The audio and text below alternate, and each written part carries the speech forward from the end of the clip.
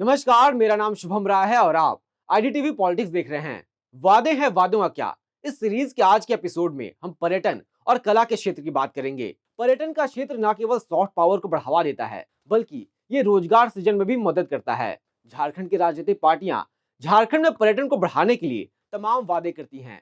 झारखंड के पर्यटन को विश्व स्तर पर रखने की बात करती हैं, लेकिन पिछले 5 सालों में पर्यटन के क्षेत्र में झारखंड में क्या काम हुए हैं, अपने जो वादे हैं वो आज से 5 साल पहले राजनीतिक पार्टियों ने जो वादे किए थे पर्यटन और कला को बढ़ावा देने के लिए, वो वादे कितने पूरे हुए, इन सबकी पड़ताल आज के इस एपिसोड में हम करेंगे। पर्यटन किसी भी राज्य के आर्थिक विकास और समृद्धि का अहम हिस्सा होता है। खासकर झारखंड जैसे राज्य के जो प्राकृतिक सुंदरता, जलप्रपातों, ऐतिहासिक किलों, पौराणिक मंदिरों और तीर्थ स्थलों का धनी है। यहाँ पर्यटन को लेकर अपार संभावनाएं हैं। घने जंगलों की चादर में लिपटे झारखंड के लगभग हर जिले में पर्यटन योग्य कोई न कोई स्थान मौजूद ही है। कोई न कोई स्थान जरूर मिलेगा, चाहे गिरिडीह जिले का पारसनाथ पहाड़ हो या देवघर का बाबा बैद्यनाथ धाम मंदिर। दक्षिण में स्थित कुल्हान की ओर रुख करते ही आपकी मुलाकात विशालकाय दलमा पहाड़ से होगी और पलामू के नेतरहाट को आखिर कौन भूल सकता है। इन सब के बावजूद झारखंड पर्यटन के क्षेत्र में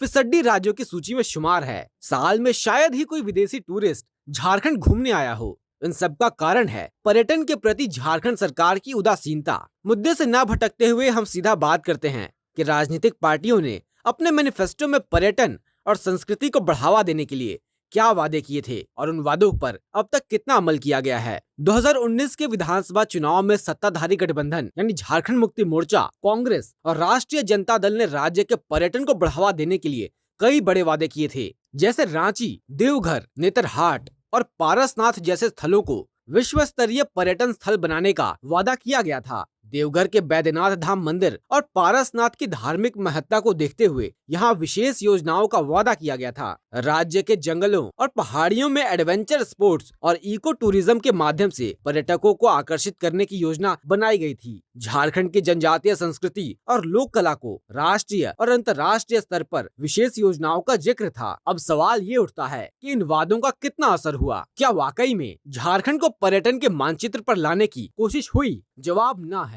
पर्यटन पर विशेष ध्यान देने के बजाय राज्य सरकार पर्यटन के लिए आवंटित बजट तक को खर्च करने में नाकाम रही। पिछले 5 सालों में झारखंड के पर्यटन विभाग का कामकाज डामाडोल रहा। विभाग के मंत्रियों ने पर्यटन स्थलों की तस्वीर बदलने के बजाय राज्य के चौक चौराहों पर अपनी तस्वीर लगाकर खूब मार्केटिंग की। झारखंड में पर्यटन को इस कदर नजरअंदाज किया जाता है कि हमारे पास ये तक आंकड़े नहीं है कि पिछले 5 सालों में झारखंड में कितने पर्यटक आए। सरकार जो भी आंकड़े पेश करती है वो अनुमानित होता है। पिछले कई साल से टूर एंड ट्रैवल एजेंट्स का रजिस्ट्रेशन तक नहीं हुआ है। राज्य में कुछ पर्यटन स्थलों को छोड़ दे तो अधिकांश जगहों पर टूरिस्ट के ठहराव, खाने पीने और यहाँ तक कि सुरक्षा की भी व्यवस्था नहीं मिलेगी। सरकार की लापरवाही और बेफिक्री को आप इस कदर भी समझ सकते हैं कि राजधानी रांची के मध्य में स्थित टैगोर हिल के रखरखाव के लिए पिछले कई वर्षों से कोई गार्ड तक तैनात नहीं किया गया है। ये हाल है राजधानी के गर्भ में स्थित टैगोर हिल का। इससे ये अंदाजा लगाया जा सकता है कि रांची से दूर के पर्यटन स्थलों की क्या व्यवस्था होगी। 2023 में बैजनाथ धाम मंदिर को काशी विश्वनाथ कॉरिडोर की तर्ज पर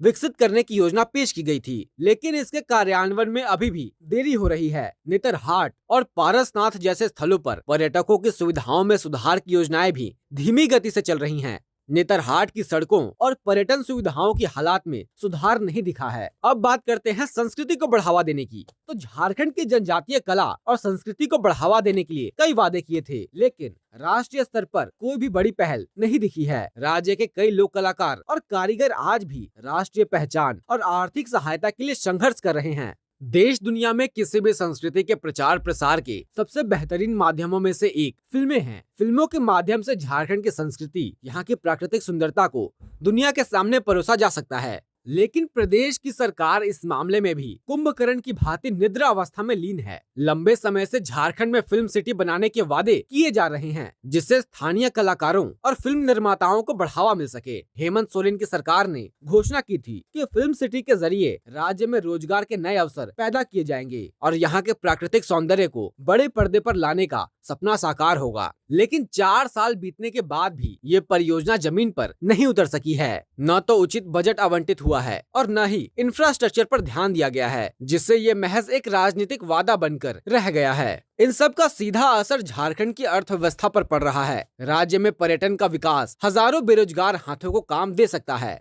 लेकिन इसकी फिक्र न तो विभाग के पदाधिकारियों को है और न ही जनप्रतिनिधियों को। तो ये था आज का एपिसोड, जिसमें हमने पर्यटन और कला के क्षेत्र में झारखंड में क्या विकास हुआ है, पिछले 5 सालों में पर्यटन के क्षेत्र में कितना ध्यान दिया गया है, सरकार की ओर से कितनी तत्परता दिखाई गई है, अपने वादों को सरकार ने कितना याद रखा है, इस पर बात की।